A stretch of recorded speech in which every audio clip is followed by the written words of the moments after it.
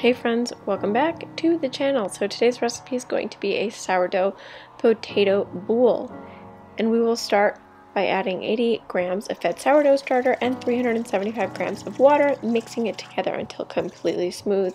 Then we will add 100 grams of whole wheat flour and 400 grams of all-purpose flour, mixing it and letting it rest for about 15 to 30 minutes so it can auto-lease.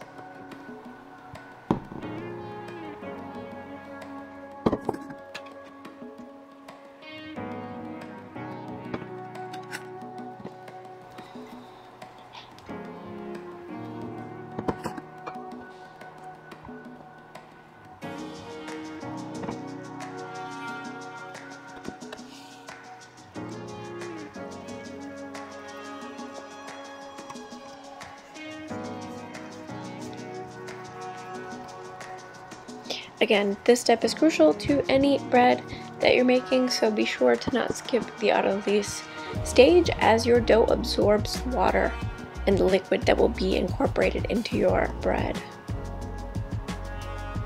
Once you've let your dough rest for about 15 to 30 minutes, we will then add all of our mix-ins. So for this dough, we're going to add some potato, some dried sage, and salt to really give it some flavor, and also some starchiness, which will actually ferment the sourdough yeast much quicker because potato is a lot of starch, especially if you're using a russet potato like I did in this recipe. So add 12 grams of salt, 1 baked russet potato, approximately 275 to 300 grams of baked potato, and 2 teaspoons of dried rubbed sage. You can also use fresh sage if you prefer. Now, to mix it all in, you can use your hands, which is excellent. We love a recipe that you don't need an appliance for, but you could also put this mixture into the bowl of a stand mixer and mix on low for about 1 to 2 minutes until everything is completely incorporated. The potato will appear in some chunks. If you don't mind that, don't worry about it too much, then use your hands, but if you prefer a very smooth dough, be sure to mix in the bowl of a stand mixer. Now, we will proceed with a series of stretch and folds. Sourdough is notorious for stretch and folds, so you will hear me repeat these steps often in these bread videos, but nevertheless, you will add 2 to 3 stretch and folds 30 minutes apart, taking the outer edge of the dough, pulling it up, and then towards the center until the circumference of the dough has been fully incorporated. You will then notice that the gluten will start to form in your dough, and then we will allow the dough to rest overnight after some shaping. So a boule is shaped pretty simply. You want to take your floured boule canister or any sort of wicker basket. I've seen many ways to do this, but I have one that I bought off of Amazon that I will leave in the description. And then you want to take your dough out of its bowl onto a very, very lightly floured surface, and then take the outer edges of the dough, push it towards the middle to create some tension, and then you can create a little bit of tension even more by pulling the dough towards you or adding a little bit of stitching on the top. Place it into your basket and then let it ferment overnight.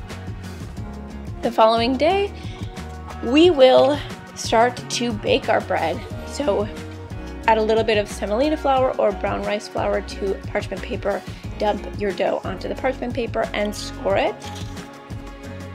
And we will be baking our dough in a Dutch oven. So I highly recommend you get a Dutch oven. You can get one for like 40 bucks at Target.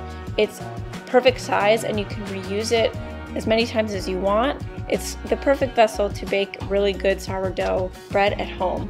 You can also use a pizza stone if you choose.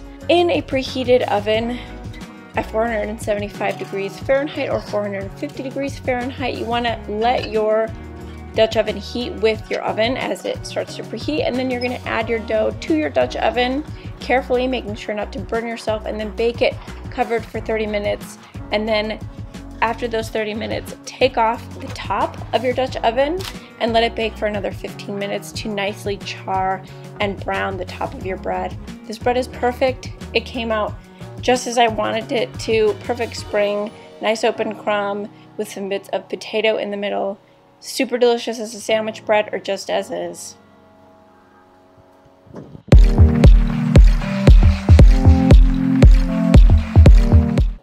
Thank you all so much for watching again. this week for our sourdough potato boule video. Tune in next Friday for another vegan tutorial. See ya and take care.